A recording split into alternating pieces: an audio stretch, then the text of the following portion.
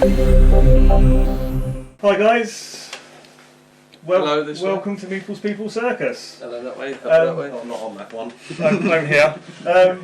We have Darius, who you all know, we have Stephen, and we have Haydn. You will probably, by the point of seeing this video, will know him. So this is Roll for Adventure. Stephen, I don't know. Stephen, I always go with, yeah. He's kindly brought it around to let us play. He actually works for Cosmos, so I think we are both blind on this. Yep. So these two know how to do it because they were demoing it at UK Game Expo. Quite a lot, Probably yes. 4 hours upon. So they will do the setup and how to play. So we'll leave you to them two. Cool. So, Roll for Adventure is unsurprisingly going to be a dice chucking game. The objective of it is that we are heroes defending the Old Kingdom. We have got to defeat the Master of Shadows, who is bringing an entire army of horrific beasts that are going to be attacking each of these 4 territories. So, for setup, the first thing that we need to do is we need to get all of these put together, and we'll put the board out. So we're going to get these boards and these handy dandy little bits to connect them together. And once that's all done, we'll go through the explanation for how. I did wonder, it's like a puzzle, but it's all Yeah.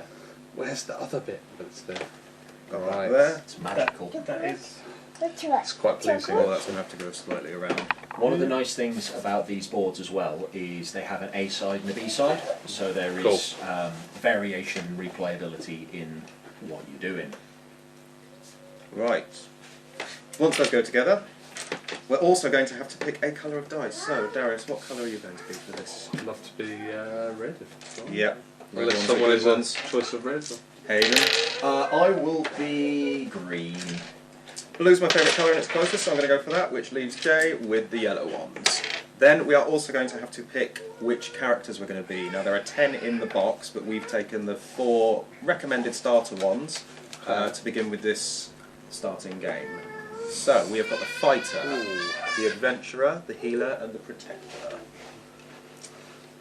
What's a good one to start with? Well, they all do slightly different things. If you're the fighter, funnily enough, you're quite good at fighting. So their specialism is dealing mainly with the monsters. Okay. The adventurer is relatively powerful because they get a once per turn reroll of their dice pool. The healer, funnily enough, heals. One of the things that the Master of Shadows is trying to do is destroy the realms. Sure. The healer is able to take damage off of the realms at the cost of one of their own die. And the protector is very, very good for returning used dice back to players, trapped dice back to players. So it depends on, realistically, what you want to be in this particular game. Fighty or supporty. Do I go first? What's your challenge? Why not? Yeah. We chose the colour dice for you, so you might as well choose your hero. I would choose fighty. I don't know. Probably the one called Fighter. Fighter's a very good one for that. Oh, could have guessed. I'll go with. Now we've learned my sword. never to let Stephen be the healer because he I always forgets forget to heal. So I think maybe the adventurer for Steve. Yeah, I'm happy with the adventurer. And I'll take What do you the mean healer. I'm responsible for healing? Healing. The- What's healing? The 4 bonus dice go into the ice cave. We'll be able to get those a little bit later. The barrier goes across the forest path. We have got some lovely magical shields that are going to go on to the fort, I believe it is, or the Fortress. castle, the fortress, that's the one. And then finally we've got the darling little skulls So cool. that are Oh, our no. health trackers for each one. They go in those little No slots way. there. They are. Yes way. That's Are like the they best. like- That's the best thing of the game so far. That is epic. They are To actually awesome, I fit do in. love them. Exactly. Yeah, they sit in, so they can sit there smiling at you and you get to look at them as they slowly drop towards the bottom. Do they laugh at you when you're losing? Maybe for an expansion, never know. little animated you're laughing rubbish. skulls. Right, we've then got the chest, which is going to take some of these crystals on here. These are the crystals that we are trying to unlock, because we have got a magic item that is going to help us defeat the Master of Shadows. Now, there's 4 different ones, which are the different difficulty level that you'll have in the game. The Book of Magic is going to be the easiest one, where we need to get 5 crystals. Then we've got Sword of Saints, Crown of Kings, and the Jewel of Light. And this is going to just be a way to adjust the difficulty of the game. So what are we feeling like? Book of Magic for an easy game, or make it a bit trickier? Medium. I think we're all gamers. Fancy a challenge, do you? Yeah, Sword of Saints Yeah. will do.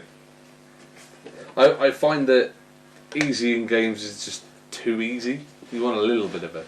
We'll remind him of that later. Yeah, well, yeah, I'm going to regret saying that. It all depends on the games. I've played Later on, there's going to be a bit where I'm like, oh, it's so hard. Who put it on?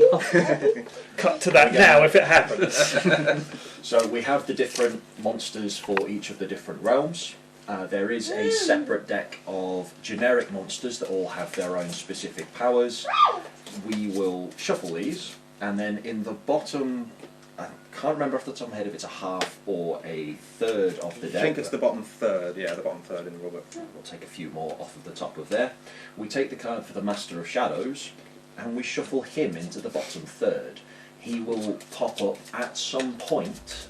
When he does bad things, and then he is shuffled back into what remains of the deck. Okay. Because you don't ever defeat the Master of Shadows, you just get to repel him for a time. No, the only way that we can defeat the Master of Shadows is by getting the Sword of Saints unlocked.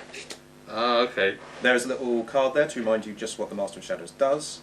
We have got the lovely Vortex, which we'll put over here. And that, I believe, is set up all done. Everyone just needs one of these to tell you what you're going to be doing on your Okay. turn. I'll actually give you your proper colour. You can have the red one, I'll have the blue. It all matches nicely. So that is it all set up. Yeah. Cool. Righty dokie folkies, Roll for Adventure is a cooperative game where we are all trying to defend the realms from the Master of Shadows and his evil army. Now our objective is to, because we're playing for the Sword of Saints, get 6 of these totally not Infinity Stones to help us power and make their best use of the Sword of Saints. Each realm has a particular level of health, and the Master of Shadows will win if any of the realms have their total health reduced down to that lovely little area where the skulls meet. Master of Shadows wins, we fail, we are the worst heroes. I have to say that has Groot as well. There is Groot. Yeah, he's an angry Groot. There is- He's not a friendly Groot. No. There's an angry But Groot. wasn't he originally? But like if you go backstory Groot, sorry. I mean, you know what I mean? Just Yeah, wait till you could see well the have been. sandworms. Yeah, Now, the way that we get hold of these crystals is by completing various quests and tasks throughout the realm, and that is where our cooperative dice rolling comes in. If we start in the desert needs dice with their faces of 1 assigned to these tasks amongst all of us. When there are 3 1s in this section, one of the dice gets locked here. Another 3, the dice gets locked there. Another 3, one of the dice gets locked there. When we have 3 locked dice in this region, we will then choose to permanently sacrifice one of those dice over here, and that gets us one of the crystals, any one of our choice. It's totally not the Soul Stone.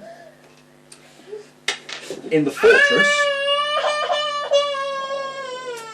Shouldn't have gone with the Soul Stone reference, it's No. too soon. In the fortress, 4 2s will break this barrier. Yep. 4 3s will break this barrier. 4 4s will break this barrier. When all 3 barriers are broken, we can claim a crystal, and then the barriers reset. And we can do that as many times as we need. Okay. If we are trying to get the crystals out of the forest, we basically get our big old swords and machetes and axes and have to hack and slash a path through the forest.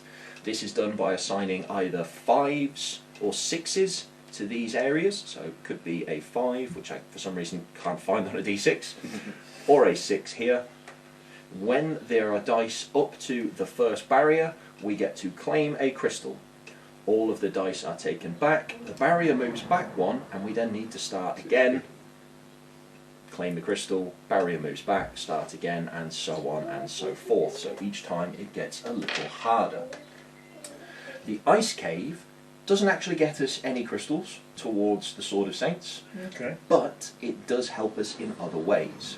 The ice cave needs 1, 2, 3, 4, 5, 6 assigned, one of each dice. When a player assigns the 4th dice to the ice cave, they can choose to trigger its effect. The 4 dice effect unlocks these bonus die. Any player who has contributed a dice to this track gets an extra temporary dice in their pool, which is pretty damn major.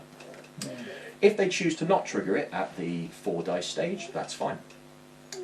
When a 5th dice is placed here, if they choose to trigger it then, same thing happens. We get the dice if we've contributed, and we have the option of KOing, killing one of the monsters. If we choose not to trigger it at 5, whoever places the 6th dice there will then trigger it for the bonus dice for everyone who's contributed, killing a monster, and completely healing one realm. Wow. So that can really, really save us. Yeah, this is a big swing. Now these dice are temporary. When they are used, when they would normally be returned to a player, they are returned back here to the ice cave and sealed back up again. So we can keep assigning dice here to get our dice back. Throughout the game, some of our dice will be stolen, eaten, destroyed, however you want to think about it, by the evil army, by the monsters, and they will end up locked here in the vortex. The only way to release dice from the vortex is by assigning dice to the vortex itself here at the side, and when there are dice in this region totaling a face-up value of 10 or more, that releases everything from the vortex back to the original players. Okay. Things to be remembering about assigning dice to the vortex: will completely end your turn. So this should be the last thing that you do. Yeah. But there's that sort of push your luck element of, oh, I've got a really good roll, I can really contribute to freeing dice, but I've still got 2 or 3 dice left that I could use somewhere else. So there's that sort of risk-reward element. In our turn, there are 4 basic steps.